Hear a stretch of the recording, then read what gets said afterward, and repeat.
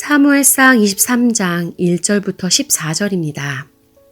혹이 다윗에게 고하여 가로되 보소서 블레셋 사람이 그일라를 쳐서 그 타작마당을 탈취하더이다. 이에 다윗이 여호와께 묻자와 가로되 내가 가서 이 블레셋 사람을 치리이까? 여호와께서 다윗에게 이르시되 가서 블레셋 사람을 치고 그일라를 구원하라 하시니 다윗의 사람들이 그에게 이르되 보소서 우리가 유다에 있기도 두렵거든 하물며 그일라에 가서 블레셋 사람의 군대를 치는 일이리이까?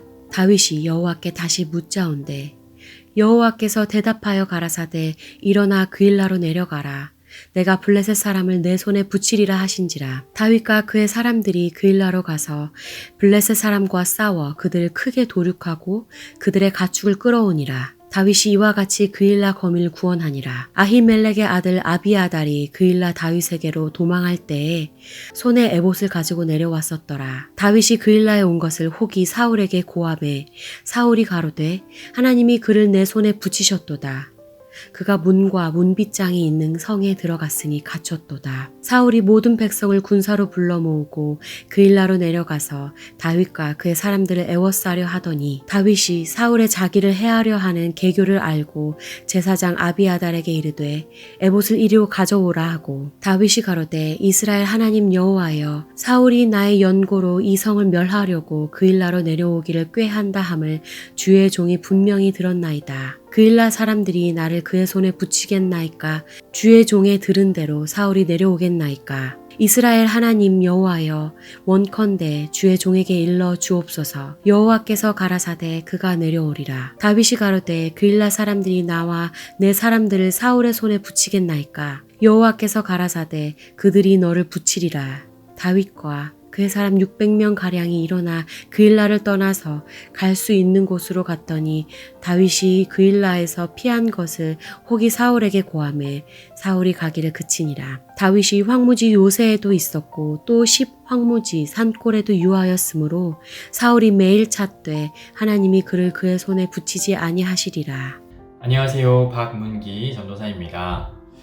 오늘은 사무엘상 23장 1절에서 14절까지의 말씀을 가지고 함께 은혜를 나누고자 합니다. 제목은 광야에서 다루시는 하나님입니다.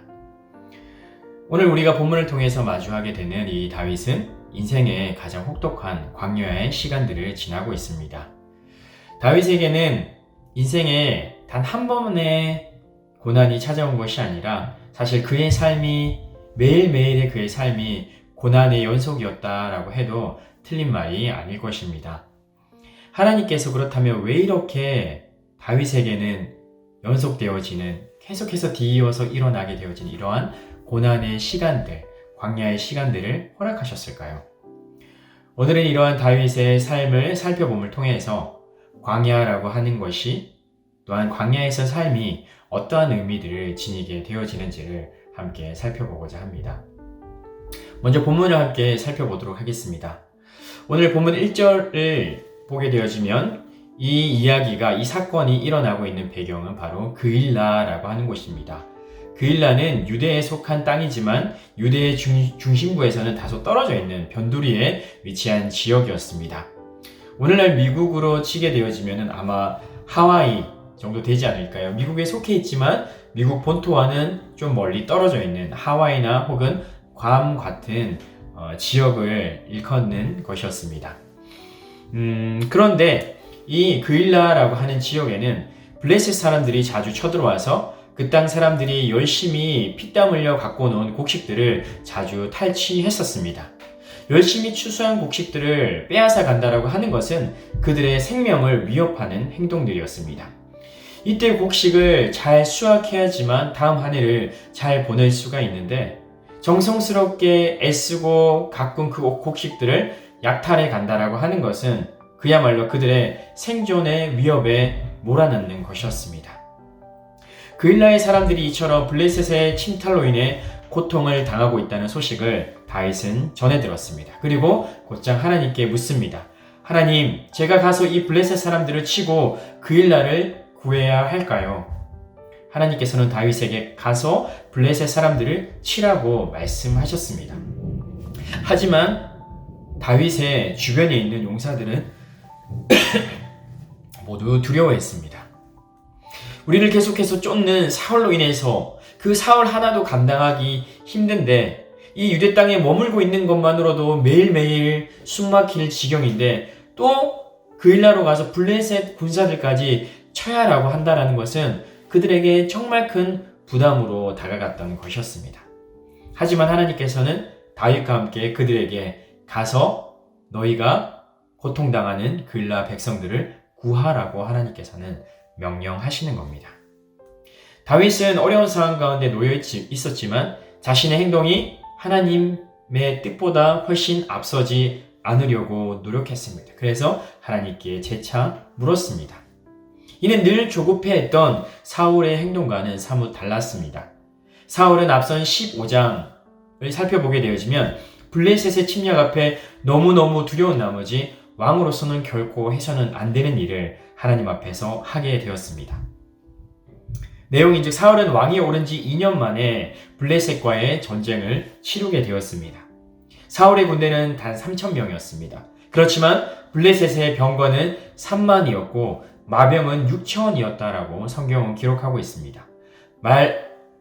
즉슨 해변의 모래알과 같은 군대를 이 사울과 사울의 군대가 마주하게 되었던 것이었습니다. 얼마나 두려웠을까요? 모래알처럼 많은 군대를 눈으로 보게 되어지고 그들과 전쟁을 치러야 한다는 것이 얼마나 그들에게 큰 압박감과 두려움을 안겨다 주었을까요? 사울의 군대는 사기를 잃었습니다. 그리고 그들은 허둥대고 있었고 사울의 왕은 조금씩 그의 마음은 조급해지기 시작했습니다. 전쟁이 일어나기 전에는 아무리 바빠도 이스라엘 백성들은 왕과 하나님 앞에 나아가 반드시 제사를 드려야 했습니다. 그런데 그날따라 그 제사를 주관해야 되는 사무엘이 오지가 않는 것이었습니다. 정해진 날이 지났음에도 그 사무엘이 나타나지 않은 것이었습니다. 그러자 그만 사울은 너무 마음이 급해진 나머지 제사장만이 할 수 있는 그 제사를 본인이 직접 나서서 제단에 제물을 올려놓고 번제와 화목 제물을 드린 것이었습니다. 두려움에 너무너무 압도되어진 나머지 행동이 앞서게 되어지는 하나님보다 훨씬 앞서 행동이 앞서게 되어지는 큰 잘못, 큰 죄를 하나님 앞에 범하게 된 것입니다. 반면에 오늘 우리가 본문을 통해서 보게 되어진 다윗은 두려운 상황 가운데에서도 상황에 압도되어지기보다는 하나님의 뜻을 지속적으로 간구하고 묻는 것입니다. 우리 또한 본능적으로 우리가 감당할 수 없을 것만 같은 불안과 걱정, 상황이 엄습하게 되어지면 하나님께 묻기보다는 오히려 내 생각과 내 판단, 내 행동을 의지할 때가 훨씬 많은 것을 우리는 쉽게 보게 되어지고 경험하게 되어집니다. 하지만 오늘 다윗의 모습을 통해서 우리가 보는 바와 같이 우리는 가장 먼저 내 행동이 내 판단이 앞서기보다 먼저 우리는 하나님 앞에 조용히 나아가 하나님의 뜻을 그리고 하나님의 인도하심을 우리는 물어야 하고 구해야 하는 것입니다. 나의 힘을 의지해서 내게 이로운 대로 판단하는 것이 아니라 겸손히 하나님의 뜻을 그리고 하나님의 인도하심을 가장 먼저 우리는 구하는 삶을 살아야 합니다. 다윗이 그일라로 이스라엘 백성을 구하기에 왔다는 소식을 사울은 듣게 되어집니다. 그리고 이 소식을 전해 들은 사울은 하나님께서 다윗을 자신의 손에 넘기셨다라고 그는 확신하게 되어집니다. 사실 이 대목이 재밌는 대목입니다. 재밌는 부분입니다. 하나님께 여러 차례 불순종했던 사울, 그리고 그로 인해 하나님께 버림받은 사울.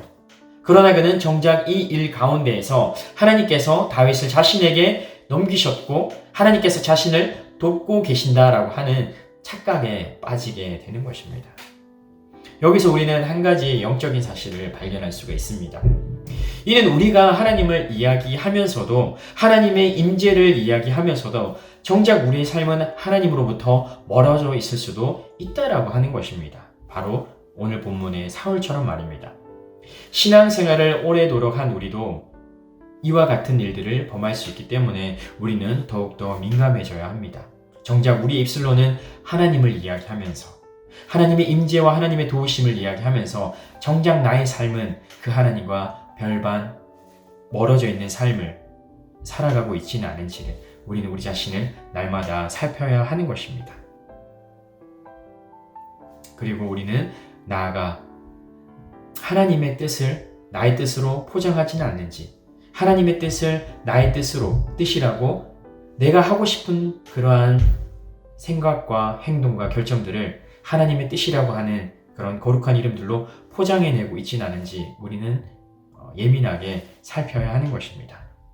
그러하게 우리는 날마다 하나님 앞에 겸손해야 하고 교만하지 않도록, 우리의 미련함과 어리석음에 또한 우리의 얄팍한 지식에 이성에 속지 않도록 우리는 늘 주의해야 합니다.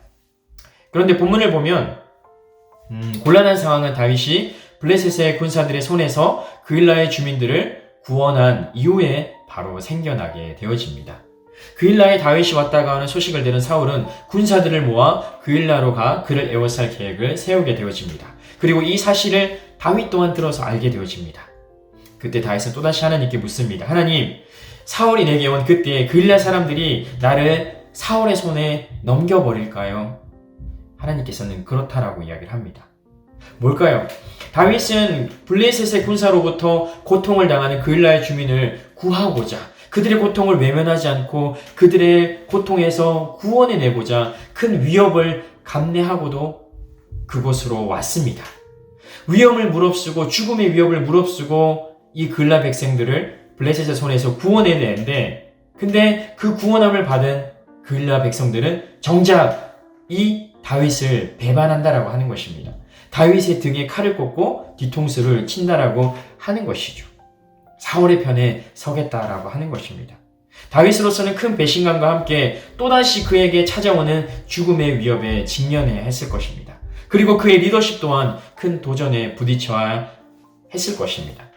왜냐하면 애초부터 다윗의 사람들은, 그 주변에 있던 군사들은 이 그일라로 향해서 그일라 백성들을 구원하는 것을 반대했기 때문입니다. 하지만 이 고통의 과정들을 통해서 하나님께서는 혹여라도 사람을 신뢰할 수 있는, 사람의 인정과 사람의 평가와 사람의 도움을 알지 못하게 나도 모르게 의지할 수 있는 그런 다윗의 연약한 마음들을 하나님께서 철저하게 꺾어 버리신 것입니다. 무엇입니까? 사람은 우리의 도움과 사랑과 희생의 대상이지 결코 우리의 믿음의 대상은 아니다라고 하는 것을 일찍부터 하나님께서는 이 다윗에게 깨닫게 그리고 경험하게 하신 것입니다. 또다시 위기에 처한 다윗은 그의 사람들을 이끌고 광야로 피하게 됩니다. 상황의 광야뿐만 아니라 실제 광야로 향하게 되는 것이고, 그곳에 자신들의 몸을 피하고 숨기게 됩니다. 그 광야에서 그들은 어떤 마음을 가지게 되었을까요? 근데 14절을 보면 우리의 생각으로는 가장 불안전하고 갖은 위협에 노출될 수 있을 것만 같은 그 상황에서 오히려 반전이 일어나게 되어집니다. 사울이 아무리 다윗과 다윗의 사람들을 찾고자 하나 그들이 찾을 수가 없었다라고 하는 것입니다. 광야에서 훤히 드러나 있는 그곳에서 수백의 군사들과 함께 있는 다윗이 사울의 눈에 발견되지 않았다. 이것은 반전인 것이죠. 성경은 이 이유를, 그들이 다윗의 사람들이 사울의 눈에 발견되지 않은 것은 하나님께서 다윗과 다윗의 무리들을 사울의 손에 넘기지 않았기 때문이다 라고 이야기를 하고 있습니다. 하나님께서 사울의 손에 넘기지 않으셨다라고 하는 것은 반대로 말하면 무엇일까요? 여전히 하나님의 손에 다윗과 다윗의 무리들이 놓여 있었다라고 하는 것입니다. 여전히 하나님의 손에 다윗과 다윗의 그 군사들이, 그 무리들이 여전히 놓여 있었다라고 하는 것입니다. 두려운 광야의 시간 속에서조차도 다윗과 다윗의 사람들은 하나님의 손 안에, 하나님의 다스리심과 돌보심 안에 있었다라고 하는 것입니다. 한편으로는 하나님이 계시지 않는 것처럼 느껴지는 그 절망적인 광야의 시간에서 오히려 하나님의 손에 놓여져 있었기 때문에, 다윗과 다윗의 사람들이 여전히 하나님의 손에 있었던 것이기 때문에 그 광야가 가장 안전한 것이 되어진다라고 하는 역설, 일종의 패러독스를 우리에게 보여주고 있는 것입니다. 하나님께서는 그 광야의 시간들을 통해서 다윗을 다듬으시고 또 준비시키시고 다윗의 왕조를 하나님께서는 준비하고 계셨던 것입니다. 이와 같이 하나님께서도 때때로 우리에게 닥쳐오는 그 시련의 시간, 광야의 시간들을 통해서 우리들을 다듬으시고 더 큰 하나님의 뜻을 행하는 자들이 되도록 준비시키십니다. 광야의 시간들을 통해서. 광야는 성경의 역사 속에서 하나님이 그 백성들과 함께 하신 장소입니다. 하나님께서 이스라엘 백성들을 이끌어내시고 통과하게 하신 곳이 바로 광야입니다. 애굽에서 탈출한 이스라엘 백성들. 그들을 시내산까지 이끌어오시고 그곳에서 말씀하시기 전에 말씀하시고 그들을 광야에서 하나님의 백성을 삼으셨습니다.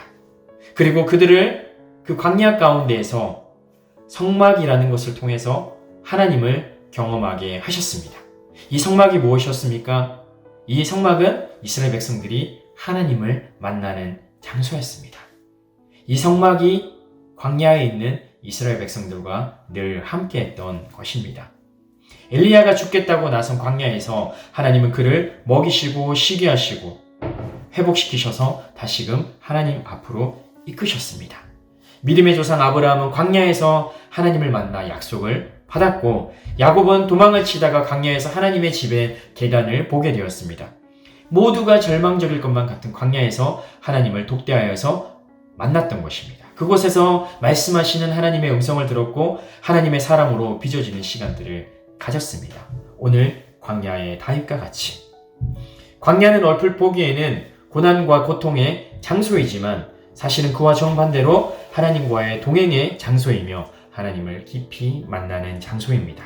그리고 우리를 향하신 하나님의 뜻을 발견하게 되어지는 시간이자 과정들입니다. 그래서 시편 119편의 기자는 67절에서 68절에 거쳐 다음과 같이 이야기하고 있습니다. 고난당하기 전에는 내가 그릇 행하였더니 이제는 주의 말씀을 지키나이다. 주는 선하사 선을 행하시오니 주의 율례들로 나를 가르치소서. 우리의 연약함으로 인해서 또는 우리의 머리로는 헤아릴 수 없는 다양한 이유들로 인해서 우리는 때때로 인생의 광야들을 지납니다. 하지만 우리가 그 광야를 지날 때 두려워하고 낙심하고 절망하기보다는 하나님 앞으로 나아가 이 과정들을 지나게 하신 하나님의 뜻이 무엇이며 그 뜻을 하나님 앞에 묻는 시간들이 되어지기를 바랍니다.